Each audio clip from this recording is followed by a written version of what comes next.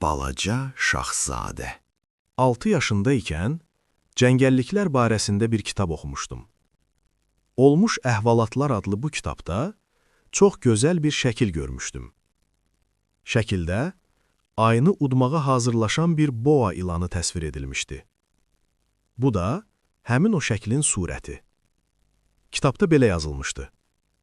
Boğa ilanları öz qurbanlarını çeynəmədən bütöv halda udur.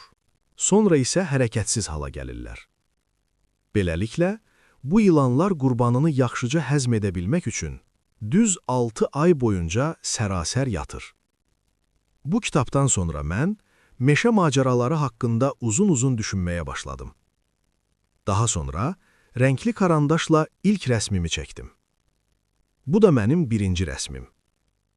Bu şah əsərimi böyüklərə göstərdim. Onlardan bu rəsmi görərkən qorxub-qorxmadıqlarını soruşdum. Onlar isə sualıma sualla cavab verdilər. Bir şlyapa bizi niyə qorxutsun ki?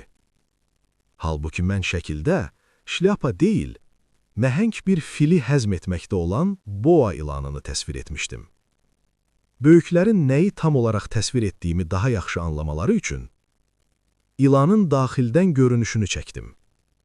Çünki böyüklər həmişə hər şeyin açıqlamasını istəyirlər. Beləliklə, sizə ikinci rəsmimi göstərirəm. Böyüklər mənə məsləhət gördülər ki, boğa ilanlarının daxildən və xaricdən təsvirlərini yaratmağı buraxım və bunun əvəzinə coğrafiya, tarix, hesablama və qrammatika ilə maraqlanım. Beləcə, 6 yaşında ikən mən möhtəşəm rəssamlıq karyeramı bitirmək məcburiyyətində qaldım. İlk 2 rəsmimin uğursuz alınması məni ruhdan salmışdı. Böyüklər bir çox şeyləri müstəqil şəkildə anlamağı heç vaxt bacarmırlar. Balacalar isə həmişə onlara izahat verməkdən yorulub usanırlar. Bu səbəbdən də mən özümə tamamilə başqa bir peşə seçmək məcburiyyətində qalaraq təyyarə sürməyi öyrəndim. Demək olar ki, dünyanın hər tərəfinə uçdum. Onu da etiraf edim ki, bu peşəmdə coğrafi biliklərimin mənə çox köməyi dəydi. İlk baxışdan Çin ilə Arizonanı bir-birindən ayıra bilirdim. Gecə vaxtı bir yerlərdə azdıqda, coğrafiyanı bilməyin insanın işinə çox yaradığı doğrudur. Beləliklə, bu peşəmdən dolayı bütün həyatım boyunca çoxlu sayda ciddi insanlarla tanış oldum. Mən özümdən yaşca böyük olan insanlarla çoxlu vaxt keçirdim. Onları daha yaxından tanıdım. Amma bununla belə, mənim onlar haqqında düşüncələrim dəyişməz olaraq qaldı. Onlardan arasında mənə başqalarına nisbətən daha ağıllı və dərrakə görünən biri ilə rastlaşdıqda, həmin insana həmişə özümlə gəzdirdiyim birinci rəsmimi göstərirdim. Bununla mən həmin insanın ağıllı olub-olmadığını öyrənməyə çalışırdım. Amma onların hamısı mənə eyni cavabı verirdi. Bu şlyapadır. Və bu cavabı verən insanlarla mən heç bir zaman nə boğa ilanlarından, nə cəngəlliklərdən, nə də ulduzlardan danışardım. Mən şəkildə şlyapa gördüyünü söyləyən insanın dünyasına girər, onunla bridge və golf oyunlarından, siyasətdən və qalstuklardan danışardım. Həmin insan da özü kimi düşünən biri ilə tanış olduğundan çox məmnun olurdu. Beləcə, mən yalqız başına yaşamalı oldum. Mənim ürək dolusu söhbət edə biləcəyim bir dostum belə yox idi. 6 il əvvəl təyyarənin mühərrikində yaranmış nasazlıq üzündən mən məcburi olaraq Saxara səhrasına enməli oldum. Yanımda nə bir mexanik, nə də sərnişin vardı. Belə ki, mühərrikdəki nasazlığı tək başına aradan qaldırmaqdan başqa çarəm yox idi. Onu da deyim ki, bu olduqca çətin bir işdi. Bu mənim üçün ölüm-dirim məsələsi idi. Çünki təyyarədə bir həftəyə güclə çata biləcək qədər içməli suyum vardı. Beləliklə, mən ilk gecə səhrada qumun üzərində yatmalı oldum. Ətrafımdakı minlərlə kilometr boyu uzanan ərazilərdə bir dənə də olsun yaşayış məskəninə rast gəlməzdin. Mən gəmi qəzaya uğrayandan sonra okeanın ortasında qalmış birindən də pis vəziyyətdə idim. Dan yeri söküləndə İncə bir səsin məni oyatdığını eşidən zaman nə qədər təəccübləndiyimi indi təsəvvür edə bilirsinizmi? Həmin səs deyirdi: "Xahiş edirəm, mənə bir qoyun şəkli çəkin." Nə? Mənə bir qoyun şəkli çəkin. İldirim vurubmuş kimi yerimdən sıçradım. Gözlərimi yaxşıca ovxaladıqdan sonra qarşımdakına diqqətlə baxdım. Qarşımda məni ciddi nəzərlərlə süzən balaca bir uşaq vardı. Sonradan mən o uşağın portretini yaratsam da, çəkdiyim rəsmdə onun bütün cizgilərini tam olaraq yarada bilməmişdim. Lakin bunda mənim heç bir günahım yox idi.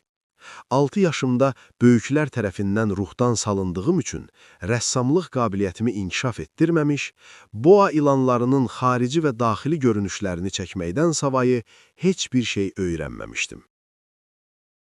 Mən təəccübdən bərəlmiş gözlərimlə qarşımdakı uşağa baxdım.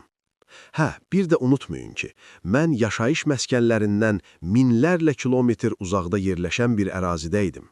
Amma qarşımdakı balaca nə azmış, nə yorğunluqdan taqətdən düşmüş, nə acından, susuzluqdan, nə də qorxudan ölənə bənzərdi. Uşağa baxdıqda onun yaşayış məskənlərindən olduqca uzaqda yerləşən bu səhrada azdığını qətiyyən söyləmək olmazdı. Biraz özümə gəldikdən sonra nəhayət ki dilləndim. "Axı, de görüm, sənin buralarda nə işin var?" Amma o yenə də asta səslə, həm də ciddi bir tərzdə məndən eyni şeyi istədi. "Zəhmət olmasa, mənə bir qoyun şəkli çəkin." Qarşılaşdığımız bir şey nə qədər sirli və müəmmalı olarsa, ondan imtina etmək cürətimiz də bir o qədər azalır. Hər nə qədər gülüncü görünsə də, ins cinsin olmadığı boş bir səhrada, ölüm təhlükəsi ilə üz-üzə qaldığım bir vəziyyətdə əlimi cibimə salıb bir parça kağız və karandaş çıxartdım. Elə həmin anda mən rəsmdən çox coğrafiya, tarix, hesablama və qrammatikanı öyrəndiyimi xatırladım və ona biraz acıqlı tonla şəkil çəkə bilmədiyimi söylədim. O isə mənə belə bir cavab verdi: "Eybi yox, sən yenə də mənə bir qoyun şəkli çək." Həyatımda heç bir vaxt qoyun şəkli çəkmədiyim üçün, mən onun üçün bacardığım yeganə 2 rəsmimdən birini çəkməyə qərarına gəldim. Boğa ilanının xaricdən görünüşünü. Uşağın bu cümləsini eşitdiyim zaman daha çox heyrətləndim. Yox, mən boğa ilanının mədəsində fil görmək istəmirəm. Boğa ilanları çox təhlükəlidir, fillər də nəhəngdir. Mənim yaşadığım dünya isə olduqca balacadır. Mənə qoyun lazımdır. Mənə bir qoyun şəkli çək. Beləliklə, mən belə bir şəkil çəkdim. O, şəklə diqqətlə baxdıqdan sonra dedi: "Yox, bu qoyun artıq əldən dildən düşüb çox xəstədir. Başqasını çək." Mən başqa bir qoyun şəkli çəkdim. Balaca dostum iltifatla, biraz da istehza ilə gülümsəyərək dedi: "Məgər görmürsən ki, bu qoyun deyil, bu ki qoçdur, onun buynuzları var." Beləcə 3-cü rəsmimi çəkdim. Amma bu şəkildə öncəkilər kimi qəbul olunmadı. Yox, bu da çox yaşlıdır. Mən elə bir qoyun istəyirəm ki, çox yaşasın. Artıq səbrim tükənirdi. Vaxtım yox idi. Mən mühərriki təmir etməliydim. Beləcə, tələm-tələsik halda ona belə bir şəkil çəkdim. Və ona dedim: "Bu yeşikdir. Sənin istədiyin qoyun da bu yeşiyin içərisindədir." Mən balaca hakimin üzündəki işıltını görəndə, düzü çox təəccübləndim. "Əla, bax mən elə belə şey istəyirdim. Səncə bu qoyuna çoxlu ot lazım olacaq?" "Niyə soruşursan ki?" "Çünki mənim evim çox kiçikdir." "Narahat olma, mən sənə balaca bir quzu çəkmişəm." O, başını şəklə sarı əyib dedi: "O qədər də kiçik deyil." Dayan. O, yuxuya getdi. Beləcə mən balaca şahzadə ilə tanış oldum. Mən onun haradan peyda olduğunu öyrənmək üçün bir xeyli vaxt sərf etməli oldum. Mənə suallar yağdıran balaca şahzadə sanki ona verdiyim sualların heç birini eşitmirdi. Mən hər şeyi ağzından vəziyyətə uyğun olaraq təsadüfən çıxan sözlərdən anlamağa başladım.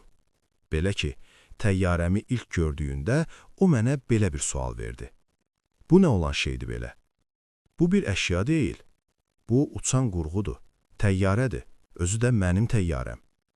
Və mən öyünərək ona uça bildiyimi söylədim. Bunu eşitdiyində o ucadan soruşdu. Necə yəni?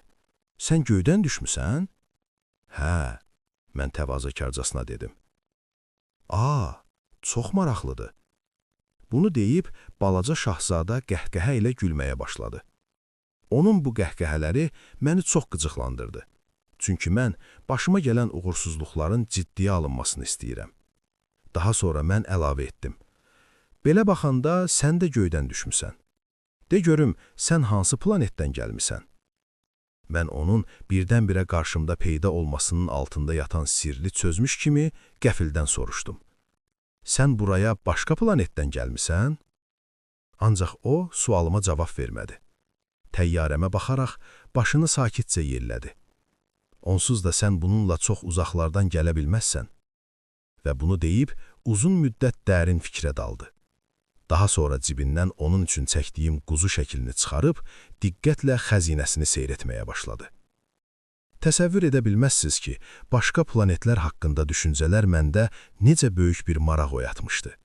Odur ki, mən həmin planetlər barədə daha çox şey öyrənmək istəyirdim. Balaca oğlan, sən haradan gəlmisən? Sənin evin haradadır? Sən mənim qoynumu hara aparmaq istəyirsən? Bir qədər fikrə gedəndən sonra o mənə cavab verdi. Sənin mənə verdiyin yeşiyin bir yaxşı tərəfi odur ki, həmin yeşik qoyunun evi olacaq. Gecələr o bu evində yatacaq. Əlbəttə, əgər sən mənimlə daha səmimi olsan, mən sənə gündüzlər onu bağlamaq üçün bir kəndir də verərəm. Hətta əlavə olaraq bir dənə də paya verərəm. Balaca şahzadə mənim bu təklifimdən heyrətlənmiş kimi göründü. Onu bağlamaq üçün? Axı bu nəyə lazımdır? Əgər sən onu bağlamasan, o hara gəldi gedər, sonda da haradasa azıb qalar. Dostum yenə də qəhqəhə ilə güldü. Axı o hara gedə bilər? Hara gəldi? Başını aşağı salıb, yalağını yatırıb gedəcəyi yerə. Bunu eşitdikdən sonra balaca şahzadə ciddi bir tərzdə dedi. Bunun heç bir qorxusu yoxdur. Onsuz da mənim yaşadığım məkan həddindən artıq kiçikdir. Sonra isə bir qədər qəmgin halda əlavə etdi. Başını aşağı salıb, ayaqlarının onu apardığı yerə getsə də, çox uzağa gedə bilməyəcək. Bu hekayənin davamı növbəti videodadır. Davamını izləmək üçün kanala abunə olun.